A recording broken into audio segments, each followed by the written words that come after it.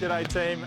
We are out here on the Pacific. When mackerel season is in full swing, man, it goes off. And this particular day is going to be epic. The fish are biting already, they're chopping around the boat. But how do you go about it? How do you successfully get the right gear? Because you don't want to come out here undergun, and you also don't want to come out here with something too heavy because you're taking away the fun, the sportsmanship of targeting mackerel on the correct gear. So we're going to go through that, but at the same time, matching the hatch with the right lures, because this, at the end of the day, is the result you want to get.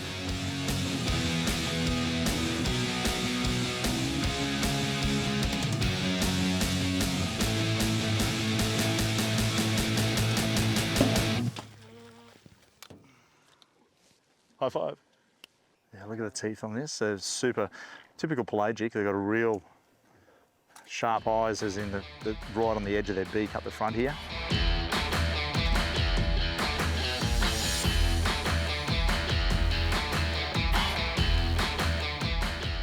The chartplotter is going to tell me where I am, where I've been, and where I'm going to. And of course, on the sonar side, it tells me where the bait is. But a lot of the bait at the moment is being pushed to the surface. So the sonar is not reading what's on the surface, scattering across the top. It's telling me what's down deep. And what is down deep is, of course, your fish. And they're pushing it all up. And I can see visually in front of me, the mackerel are just going off, slicing amongst all those bait balls.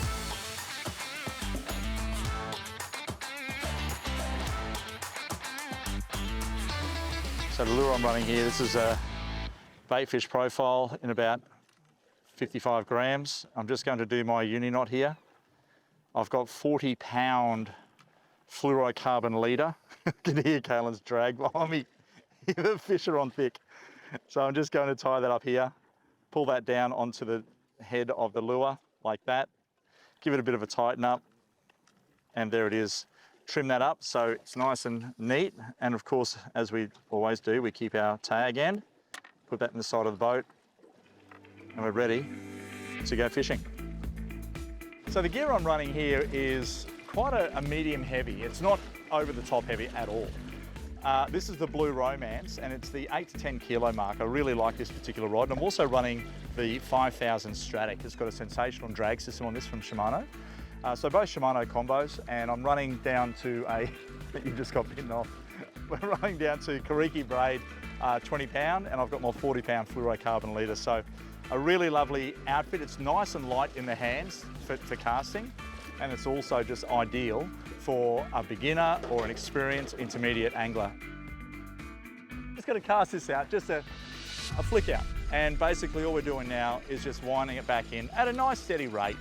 Nothing too hard, nothing too fast, just steady, and the fish will come in and smack it straight up, which is quite an amazing sight all the way to the boat just there. And we're going to try one more time and get a little bit more length out there.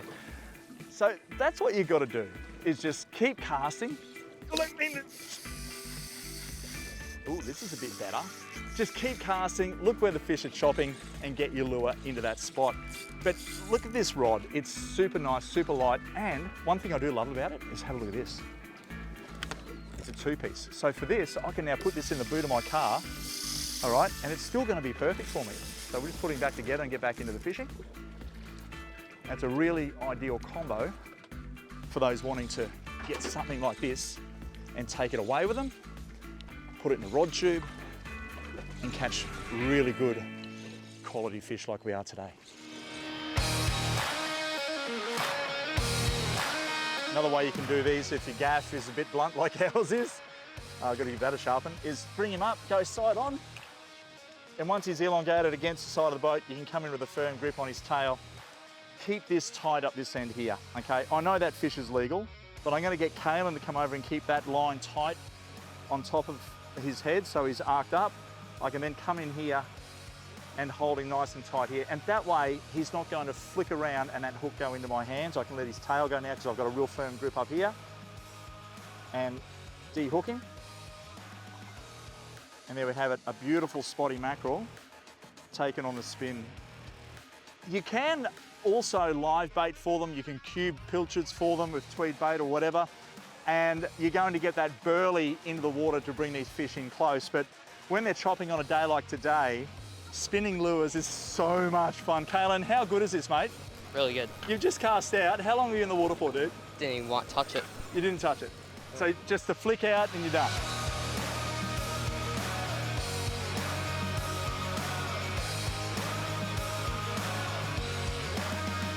And that's the beauty of these fish, is you do the do-si-do, and that is, you know, a bit of over and under of each other. Work as a unit, work as a complete team when you are actually fishing and sport fishing, because they're going to dart everywhere. God, they're going thick out there, gangbusters. It's incredible. That is just so good. Up she comes. All right. He didn't like the look of me, that fish. How you doing? Even the bait fish would come around and swap it out, Thanks, mate. Keep yours that way. I'll go this way. Look at that, 2 mackerel. I'm doing this out here with my son, is incredible. Keep the pressure on him. Let him come past. And up she comes. And there we have it. It can be pretty simple just like that. But believe me and trust me, it's not every day it happens like this either. So patience can be a virtue on those slow days. It's all about fun and just having that line in the water.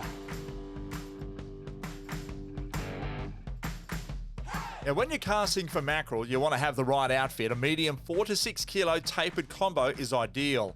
Match the hatch, the lure to the bait. That's super important. If you are getting snipped off, try 4 centimeters of single strand wire cast over the school, and of course, vary your retrieves. And of course, thanks for watching Step Outside YouTube channel for lots of cooking and fishing action. Like, subscribe, and of course, comment for more catches like this and cooking recipes.